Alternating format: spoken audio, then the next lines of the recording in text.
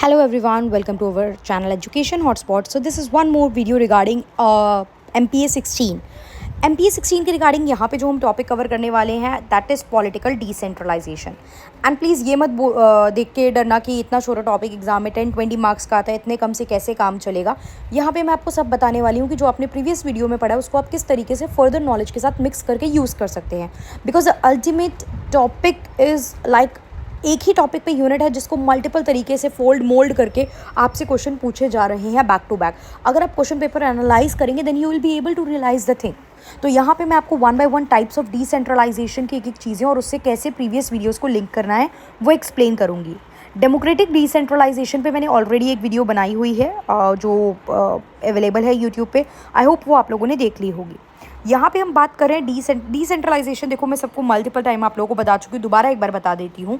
Decentralisation एक generic term है जिसे आप गवर्नेंस यानी पॉलिटिकल स्ट्रक्चर में, एडमिनिस्ट्रेटिव लेवल पे यूज़ कर सकते हो. ऑफिसेज वगैरह में भी तो हम यूज़ करते हैं इसको, राइट. तो सिंपल होता है पावर का टॉप टू बॉटम फ्लो कर जाना. अथॉरिटी आपने टॉप टू बॉटम दे दी.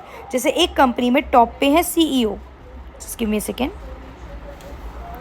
एक कंपनी में टॉप पे है CEO. After CEO we have board of director. CEO ने पावर दी बोर्ड ऑफ डायरेक्टर को, बोर्ड ऑफ डायरेक्टर ने दी जनरल मैनेजर को. जनरल मैनेजर के नीचे अलग अलग मैनेजर्स होते हैं, प्रोडक्शन, HR, सेल्स, फाइनेंस. इनके नीचे काम करते हैं वर्कर्स. इस तरीके से ये पावर टॉप CEO से डेलीगेट होके वर्कर्स तक आ गई. तो जो डेलीगेट हो रही है पावर एक से दूसरे पर्सन, दूसरे से तीसरे पर्सन, तो ये multiple delegation of power till the lowest level तक जब डेलीगेशन हो जाता है then we called it as decentralisation. तो ये तो आपको पता चल गया. अब यहाँ पे पॉलिटी के साथ ये वर्ड डिसेंट्रलाइजेशन ऐड हो गया है. Polity is a political structure, democratic structure where we the people choose their representative. Democracy is what to the people, for the people, by the people ना. सो इन अवर कंट्री अगर आप example लेंगे, in our country we have a central government. State level पे election अलग होते हैं, village level पे भी. अब तो 73rd 74th constitutional amendment act आने के बाद लोग government 3 tyre government structure follow होने लगा है.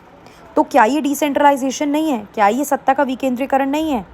73rd 74th संविधान में संशोधन आने के बाद तो पावर जो है वो नीचे तक डेलीगेट हो गई है ना. आप सेंटर को सेंटर देखेगा, स्टेट को स्टेट देखेंगे, विलेज के लिए भी अलग गवर्नमेंट, अलग बॉडीज़ हैं.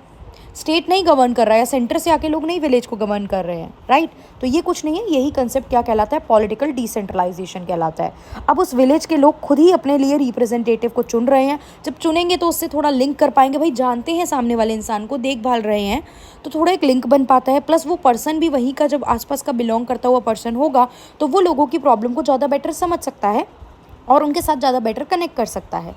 अब जो डिसीजन मेकिंग आपकी रहेगी उसमें आप लोगों को भी इंक्लूड करा सकते हो कि भाई अच्छा क्या समस्या है, पानी की समस्या है, अच्छा लोग बताएंगे क्या प्रॉब्लम आ रही है, इरिगेशन की प्रॉब्लम आ रही है तो उसे कैसे सॉल्व किया जाए, कैनल निकालनी है तो अच्छा कहाँ से निकाले. तो people will feel like participative और मोर इंक्लूसिव. और जब लोग इंक्लूसिव फील करेंगे तो यहाँ पे गवर्नमेंट में बार बार गवर्नमेंट के अगेंस्ट वाली चीज़ें टेंडेंसी कम हो जाएगी, जो कि हो 73rd 74th के बाद ये चीज़ इंट्रोड्यूस प्रॉपर्ली कर ही गई थी, लेजिटिमाइज कर दी थी, मतलब लीगली इसको इंक्लूड कर दिया था कॉन्स्टिट्यूशन में. तो वही सब चीज़ें यहाँ मीनिंग मेंशन है. देखिए पहले मीनिंग बता देती हूँ, फिर बताती हूँ अगर सिर्फ पॉलिटिकल डिसेंट्रलाइजेशन का 20 नंबर का क्वेश्चन आएगा तो how will we extend our answer. पहले तो इंट्रोडक्शन में आप सारी बातें बता दो कि यहाँ पे पॉलिटिकल डिसीजन जो है वो ट्रांसफ़र होते हैं from higher level of government to lower level. Institution which are assigned authority and function for local governance are govern by the local people. उसे लोकल लोग गवर्न करते हैं. एंड जो पीपल रिजाइड कर रहे हैं पेरीफेरी में लोकल इंस्टीट्यूशन के, वो भी पार्टिसिपेट कर पाएंगे डिसीजन मेकिंग में and they will feel more inclusive. उन्हें भी थोड़ा सम्मिलित सा मतलब फील होगा.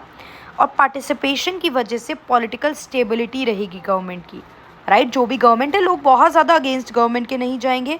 और क्योंकि लोगों का मास पार्टिसिपेशन रहेगा पॉलिसी मेकिंग में तो जितने भी संसाधन होते हैं, रिसोर्सेज होते हैं, उनका आप बेटर यूटिलाइज कर पाओगे. तो ये तो हमने पॉलिटिकल डिसेंट्रलाइजेशन बता दिया.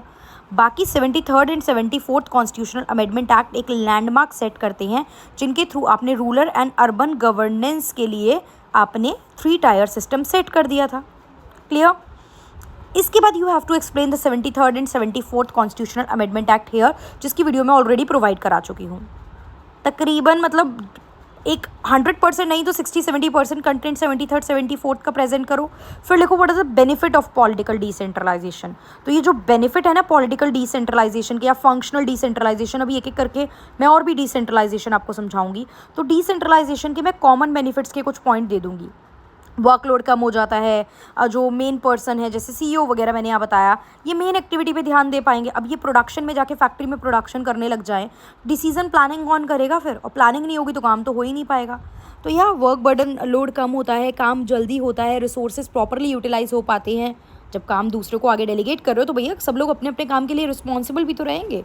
आप पावर दे रहे हो तो उनकी रिस्पॉन्सिबिलिटी भी है, एंड रिस्पॉन्सिबिलिटी समझ के इंसान थोड़ा काम को सिंसियरली और टाइम से ख़त्म करने की कोशिश करेगा, और टाइम से ख़त्म करेगा तो रिसोर्सेज का प्रॉपर यूटिलाइजेशन होता है। चाहे किसी भी टाइप का वो आपका डिसेंट्रलाइजेशन हो, चाहे वो पॉलिटिकल लेवल पे हो, चाहे वो यहाँ एक कंपनी में होगा, किसी भी लेवल पे वो हो सकता है। क्लियर? तो बेनिफिट तो सेम रहेंगे, देखो किसी के भी हो तो वो बस तोड़ मरोड़ के थोड़ा सा लिखना होगा। तो अब ये चीज़ सीखनी पड़ेगी।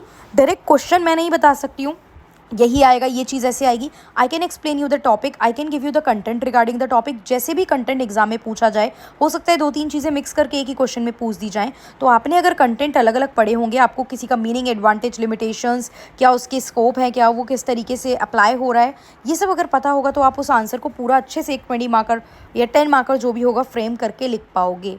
So just focus on understanding. जिस तरीके से टुकड़ों टुकड़ों में पढ़ रहे हैं, प्लीज़ कवर दैट।